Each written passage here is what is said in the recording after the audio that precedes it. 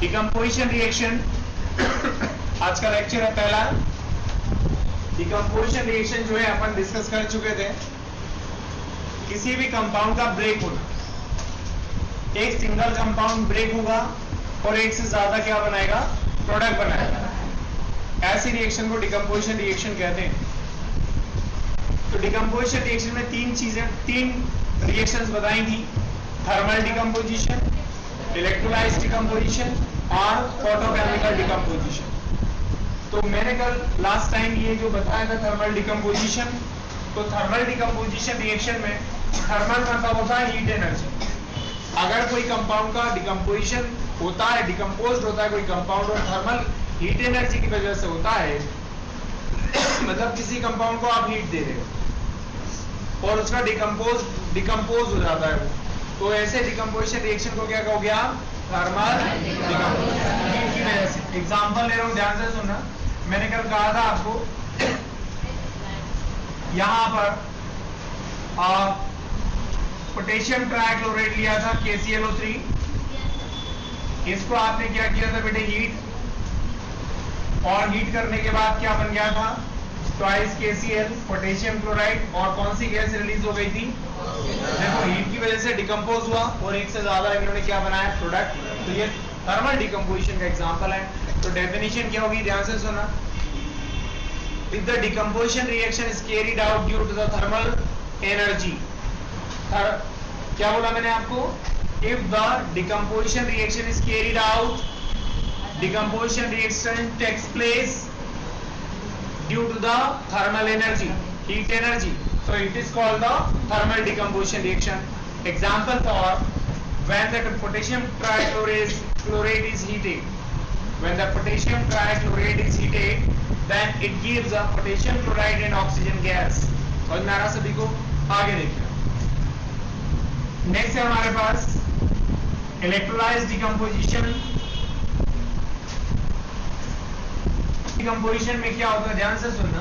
अगर कोई compound decompose होता है और वो इलेक्ट्रिसिटी की वजह से हो, कंपाउंड जो है डिकम्पोज होता है इलेक्ट्रिसिटी की वजह से होता है, तो ऐसे डिकम्पोजिशन रिएक्शन को क्या कहते हो आप, इंग्लिश में क्या बोलेंगे बताएं, if any decomposition reaction is carried out due to the flowing of electric current, समझ में आ रहा है, इलेक्ट्रिसिटी फ्लो करने की वजह से डिकम्पोज होता है, तो उसको क्या बोलेंगे आप, इलेक्ट्रोलाइज डिकम्पोजिशन बोलेंगे आप। मैं एक एग्जांपल लेके दिखाता हूं, ध्यान से सुनना। यहां पर आपने कंटेनर के अंदर ये कंटेनर लिया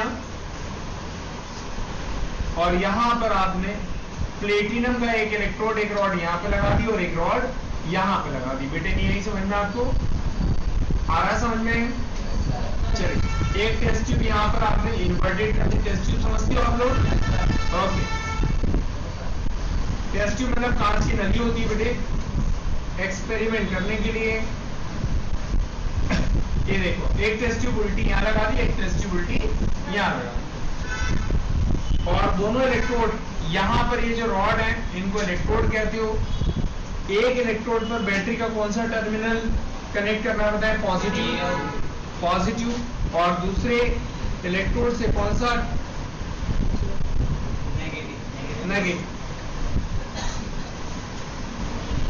ये स्विच लगा दिया आपने, ये देखो,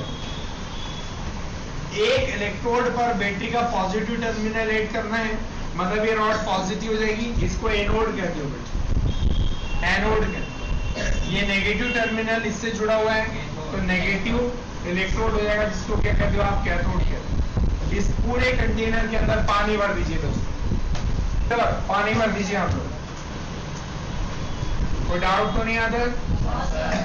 अब water is a bad conductor of electricity या पुअर कंडक्टर ऑफ इलेक्ट्रिसिटी? यहां पर क्या होगा, ध्यान से सुनना। वाटर ले लिया आपने और वाटर के अंदर थोड़ा सा H2SO4 ऐड कर दिया, बेटे नहीं यही समझना, ताकि ये पानी गुड कंडक्टर बन जाए H2SO4 की वजह से, ठीक है, H2SO4 की वजह से गुड कंडक्टर बन जाए, करंट फ्लो होने लग जाए।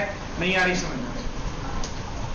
अब जैसे आपने क्या किया बताओ, इलेक्ट्रिसिटी फ्लो की, ये जो वाटर है आपका H2O, ये आयोनाइज्ड हो जाएगा, ब्रेक हो जाएगा बेटा, डिकम्पोज हो जाएगा, और ऑक्सीजन गैस पर नेगेटिव चार्ज होता है, ऑक्सीजन एटम के ऊपर नेगेटिव चार्ज होता है, तो वो एनोड पर चला जाएगा। देखो आप वो ऑक्सीजन गैस कहां चली जाएगी? एनोड पर। यहाँ बबल्स बनने लग जाएंगे। देखिए आप, ये बबल्स कौन सी गैस के होंगे? ऑक्सीजन। और ये हाइड्रोजन पर कौन सा चार्ज देखा था आपने? हाइड्रोजन एटम पर कौन सा चार्ज? प्लस। तो वो जो प्लस आयन है वो कहां जाएंगे? कैथोड पर। और यहाँ पर बबल्स के फॉर्म में हाइड्रोजन गैस यहाँ कलेक्ट हो जाएगी बेटे, यही समझना। मतलब इलेक्ट्रिसिटी फ्लो की, ठीक है, बड़ी क्लास में जाएंगे तो ये कैसा डिकम्पोज होता है, काइटली होता है, ये सारी चीजें आपको मालूम करना पड़ेगी। तो यहाँ पर कैथोड पर कौन सी गैस रिलीज हुई? हाइड्रोजन। और एनोड पर कौन सी गैस रिलीज हुई? ऑक्सीजन। यहाँ पर वाटर टूट गया बेटे, ब्रेक हो गया, किसकी वजह से? इलेक्ट्रिसिटी की वजह से। इलेक्ट्रिसिटी की वजह से यहाँ पर डिकम्पोजिशन रिएक्शन हो गई, वाटर डिकम्पोज हो गया, और इसने क्या क्या बनाया? Hydrogen and oxygen. ऑक्सीजन कहाँ बना?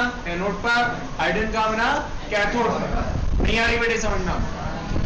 तो when the electricity is flown through the water, ठीक है, on adding to small amount of H2SO, then due to the electricity it is decomposed and it gives hydrogen gas and oxygen gas. Oxygen gas is released at the anode and hydrogen gas is released at the cathode. बेटे यही समझना। किसको समझ में आ गया? हाथ ऊंचा करें जल्दी से। Okay, third is photochemical decomposition. अब ध्यान से सुनो, यहाँ पे क्या हुआ? ये सन ले लीजिए,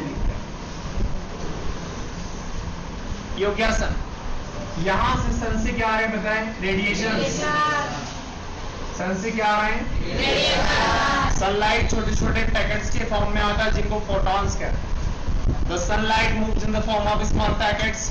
छोटे छोटे पैकेट्स होते हैं जो आंखों से दिखाई नहीं देते, और इन सारे जो पैकेट्स होते हैं लाइट के, ठीक है, उन पैकेट्स को फोटॉन्स कहते हैं दोस्तों, यही समझना। क्या कहते हैं आप? फोटॉन्स कहते हैं। कोई डाउट तो नहीं आता है?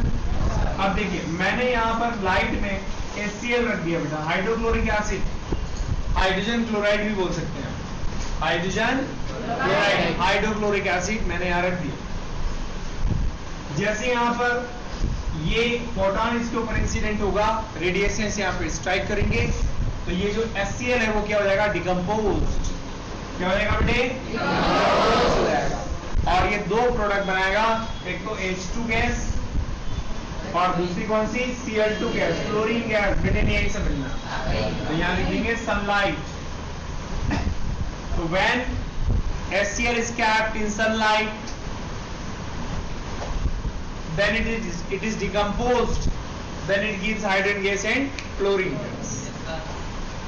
So this decomposition reaction is carried out due to the sunlight, so it is called the photochemical decomposition.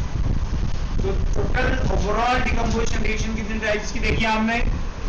3। Thermal decomposition, दूसरा कौन सा? इलेक्ट्रोलाइट डिकम्पोजिशन, दूसरा कौन सा होता है? थर्मल डिकम्पोजिशन के डेफिनेशन बोलो, then you have to try. भैया बंद कर दीजिए। Decomposition reaction, if the decomposition reaction is carried out due to the thermal energy या heat energy, so it is called the thermal decomposition. Example for when the potassium trichlorate is heated, then it is decomposed, then it gives the two products, potassium chloride and oxygen gas. Electrolysis decomposition reaction, if any compound is decomposed due to the flowing of electricity, electric current, then it is said to be electrolysis decomposition reaction. Example for when electric current is flown through the water